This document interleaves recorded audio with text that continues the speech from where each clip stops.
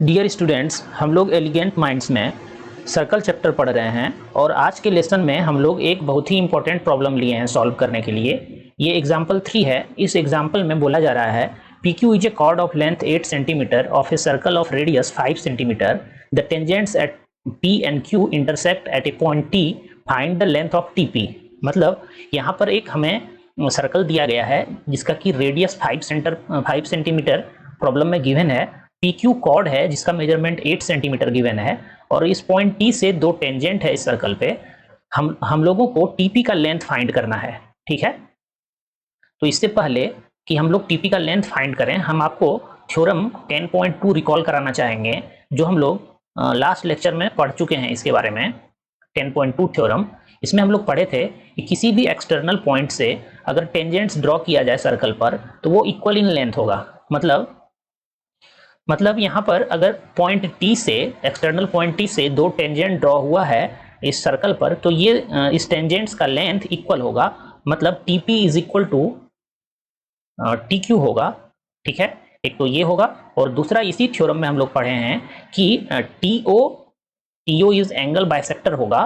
किसका होगा angle bisector? इस टेंजेंट से जो एंगल बन रहा है। मतलब TO is angle bisector of angle PT Q. ठीक है, ये एंगल बाइसेक्टर होगा। इस थ्योरम में पढ़े हम लोग। इस थ्योरम को प्रूव करने के लिए हम लोग क्या किए थे, हम लोग दो ट्रायंगल को कंग्रुएंट प्रूव किए थे। एक ट्रायंगल इसको और एक ट्रायंगल हमारा जो ये बन के आया था, इस दोनों को कंग्रुएंट प्रूव किए थे। ठीक है, तो हम डायरेक्टली इस प्रॉब्लम को सॉल्व करने के लिए इस थ्योरम 10.2 का यूज करने वाले हैं अभी के सेशन में। ठीक है, तो अगर आपको ये समझ में नहीं आ रहा है कि कैसे ये प्रूव होगा तो आप प्रीवियस लेक्चर इसका देख सकते हैं। ठीक है, अब आते हैं आज के प्रॉब्लम में। आज का प्रॉब्लम जो सॉल्व करना है उसके लिए हम लोग 10.2 थ्योरम का यूज करते हुए TP is equal to T Q लिख सकते हैं, जो कि हम प्रीवियस पेज में भी लिखे थे। और angle P T R is equal to angle Q T R लिख सकते हैं। ये दोनों हम 10.2 थ्योरम का यूज करते हुए लिख रहे हैं। ठीक है, इसके अलावा हम इस दो ट्रायंगल को कंग्रुएंट प्रूव करेंगे। इस दोनों ट्रायंगल को कंग्रुएंट हम प्रूव कर सकते हैं क्योंकि TP equal to T Q है और एंगल ये दोनों इक्वल है। इसके अलावा टी आर इस दोनों ट्रायंगल में कॉमन है, तो हम लोग T R equal to T R लिख सकते हैं। क्योंकि ये दोनों ट्रायंगल में कॉमन है तो दोनों इक्वल ही होगा। ठीक है, अब इस दोनों ट्रायंगल को हम लोग कंग्रुएंट बोल सकते हैं। Triangle P T R is congruent to triangle Q T R. ठीक है, और ये किस कंग्रुएंसी से होगा? साइड एंगल साइड कंग्रुएंसी से होगा। कंग्रुएंसी के बारे में आप लोग क्लास 9th में अच्छे से पढ़े होंगे। तो हम लोग साइड एंगल साइड से इस दोनों ट्रायंगल को कंग्रुएंट बोल रहे हैं। अब अगर ये दोनों ट्रायंगल कंग्रुएंट है तो इसका साइड्स कॉरस्पॉन्डिंग साइड्स इक्वल होगा। तो P R is equal to Q R हो जाएगा क्योंकि ये corresponding part of congruent triangle है। सीपीसीटी से हम लोग इस दोनों साइड को इक्वल बोल सकते हैं। ठीक है, और अगर ये दोनों साइड इक्वल है, हमको प्रॉब्लम में गिवन है P Q is equal to 8 centimeter, ये प्रॉब्लम में गिवन है। ठीक है, तो यहां से हम लोग पी आर, क्योंकि P Q P R plus Q R है तो और दोनों इक्वल है, तो P R equal to 8/2 centimeter हम लोग फाइंड कर सकते हैं, जो कि 4 सेंटीमीटर आ रहा है। ठीक है, इसके अलावा सीपीसीटी से ही हम, ये दोनों ट्रायंगल कंग्रुएंट आया है तो सीपीसीटी से ही हम लोग angle P R T is equal to angle Q R T लिख सकते हैं। ये भी सीपीसीटी से इक्वल होगा। मतलब एंगल ये और एंगल ये एंगल और ये एंगल दोनों इक्वल होगा। अब ये दोनों एंगल का सम 180 डिग्री होना चाहिए क्योंकि ये दोनों लीनियर पेयर फॉर्म कर रहा है। तो हम इसको इक्वल टू एक्स लेट कर लेते हैं और हम लोग लिख सकते हैं एक्स प्लस एक्स, क्योंकि दोनों एंगल इक्वल है तो x plus x equal to 180 degree लिख सकते हैं हम लोग। और ये ऐसा क्यों होगा? क्योंकि ये दोनों एंगल लीनियर पेयर फॉर्म कर रहा है, एक स्ट्रेट लाइन पर ये दोनों एंगल है। ठीक है, तो x का वैल्यू हम लोग यहां से फाइंड कर सकते हैं 180/2, जो कि 90 डिग्री हो जाएगा। मतलब यहां से हमें पता ये चल रहा है कि PQ line PQ is perpendicular to TO। ठीक है, तो PQ is perpendicular to TO, ये हम प्रूव कर चुके हैं। ठीक है, अब हम लोग नेक्स्ट स्टेप में क्या करने वाले हैं, हम लोग ये प्रूव कर चुके हैं कि ये परपेंडिकुलर है। ठीक है, ये परपेंडिकुलर है, तो हम लोग ट्रायंगल PRO में लेंगे। पाइथागोरस थ्योरम अगर यहाँ अप्लाई करें तो पी ओ स्क्वायर, जो कि इसका हाइपोटेनियस है, equal to P R square plus R O square लिखा जा सकता है पाइथागोरस थ्योरम से। ठीक है। और हमको यहाँ पे पी आर का मेजरमेंट पता है, लास्ट पेज में हम फाइंड किए हैं 4 सेंटीमीटर आया है। वहीं पर पीओ का मेजरमेंट पता है, ये रेडियस ऑफ दिस सर्कल है जो कि 5 सेंटीमीटर है। तो हम लोग आरओ यहाँ पाइथागोरस थ्योरम अप्लाई करके आसानी से पता कर सकते हैं, जो कि हो जाएगा square root of PO square मतलब 5 का स्क्वायर 25 माइनस पी आर का स्क्वायर मतलब 4 का स्क्वायर 16। ठीक है, ये आर ओ का वैल्यू हमारे पास स्क्वायर रूट ऑफ 9 आ रहा है और ये इक्वल टू 3 सेंटीमीटर आ रहा है। ठीक है, अब हम लोग इस दो ट्रायंगल को सिमिलर करेंगे जो डार्क लाइन से शो किया गया है। तो हम इस दोनों ट्रायंगल को सिमिलर प्रूव करने जा रहे हैं in triangle PTR, in triangle PTR and triangle OR नहीं OPR। ठीक है, OPR, इस दो ट्रायंगल को हम सिमिलर प्रूव करने जा रहे हैं। सिमिलर प्रूव करने के लिए सबसे पहले PTR में इस ट्रायंगल में angle PRT equal to 90 degree हम लोग प्रूव कर चुके हैं पहले ही। और इस ट्रायंगल में OPR में अच्छा इसमें अभी हमारे पास कुछ भी वैल्यू नहीं है। OPR में हाँ ये एंगल 90 डिग्री है। ठीक है, ये एंगल 90 डिग्री है, तो ये इक्वल टू एंगल ORP हो जाएगा, जो कि दोनों का 90 डिग्री मेजरमेंट है। ORP यहाँ पे ये 90 डिग्री है, यहाँ पे ये 90 डिग्री है। ठीक है, ये दोनों एंगल इक्वल हो गया। इसके अलावा इस दोनों ट्रायंगल में अगर आप यहाँ पर देखें, यहाँ लिख रहे हैं हम लास्ट लेक्चर में ये वाला प्रॉब्लम भी सॉल्व किए थे, इसको फिर से हम कर देते हैं सॉल्व। यहाँ पर एंगल OPT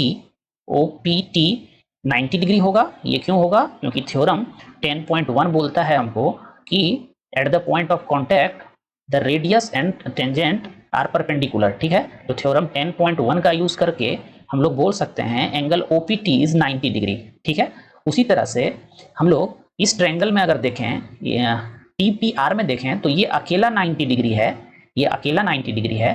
तो एंगल ये और एंगल ये दोनों का सम 90 डिग्री होना चाहिए, क्योंकि अकेला ये 90 डिग्री है। एंगल सम प्रॉपर्टी से हम लोग angle RTP plus angle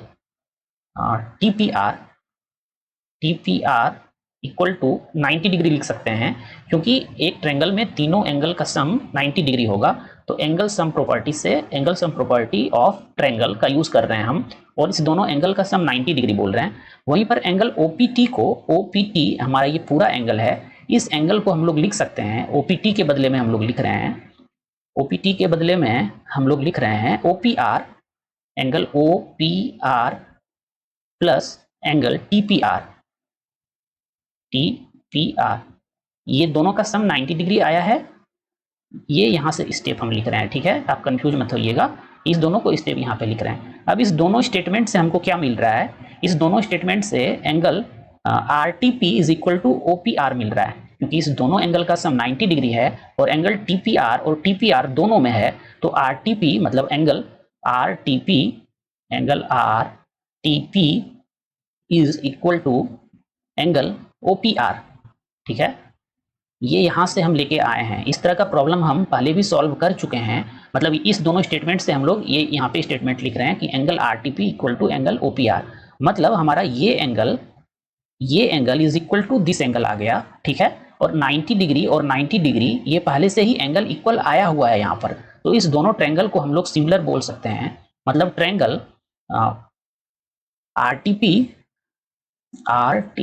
triangle RTP is similar to triangle R के प्लेस पे कौन सा होगा? R ही होगा। तो R और T के प्लेस पे कौन सा होगा? दूसरे ट्रायंगल का एंगल P होगा, RPO हो जाएगा। और ये किस सिमिलरिटी क्राइटेरिया से होगा? ये हो जाएगा हमारा एंगल क्राइटेरिया से। दोनों ट्रायंगल सिमिलर हो गया। अब ये अगर दोनों ट्रायंगल सिमिलर हुआ है तो इसका रेशियो जो आएगा कॉरस्पॉन्डिंग साइड्स का वो इक्वल आना चाहिए।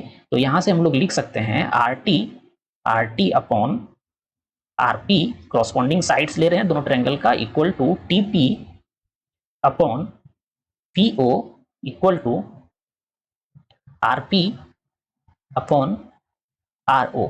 ये क्यों होगा? क्योंकि ये दोनों ट्रायंगल हमारा सिमिलर आया है। सो हम लोग ऐसा लिख सकते हैं। अब हमारे पास मेजरमेंट किसका किसका है? PO का है और पी आर का है, हमको पी टी पता करना है। तो पी ओ कहाँ पर है, पी ओ यहाँ पर है, और टीपी, टीपी है क्या, टीपी का, हाँ एक रेशियो ये ले लेंगे हम लोग और दूसरा रेशियो लेंगे ओपी, ओपी और कहीं पर है क्या, नहीं है, आर टी, आर टी का पता नहीं है हमको, आर टी अपन आर पी, आर पी, हाँ आर पी पता है, आर पी तो पता है, आर ओ, आर ओ, हाँ आर ओ भी पता है हमको। ठीक है, हम इस दोनों को लेके, इस दोनों रेशियो को लेके चलते हैं और यहाँ से लिख सकते हैं टीपी का हमको पता करना है, टीपी यही पता करना था ना, तो टीपी अपॉन पीओ, पीओ का लेंथ क्या है 5 सेंटीमीटर, क्योंकि ये रेडियस है इस सर्कल का, 5 इक्वल टू आरपी, आरपी का लेंथ पता है क्या, हाँ आरपी का लेंथ हमको 4 सेंटीमीटर हम फाइंड किए हैं पहले से ही, तो ये 4 सेंटीमीटर हो जाएगा।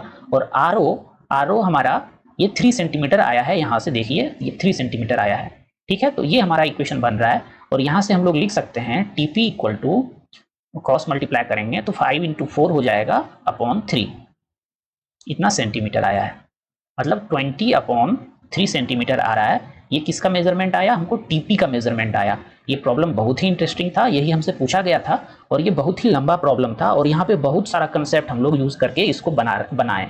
ठीक है, तो ये प्रॉब्लम बहुत ही अच्छा था। अगर आपको इसको समझने में दिक्कत है कहीं पर तो आप हमें कॉमेंट सेक्शन में बता सकते हैं। ठीक है, अभी के लिए बस इतना ही, फिर हम लोग नेक्स्ट लेक्चर में इसका एक्सरसाइज सॉल्व करेंगे। Thanks for watching elegant minds.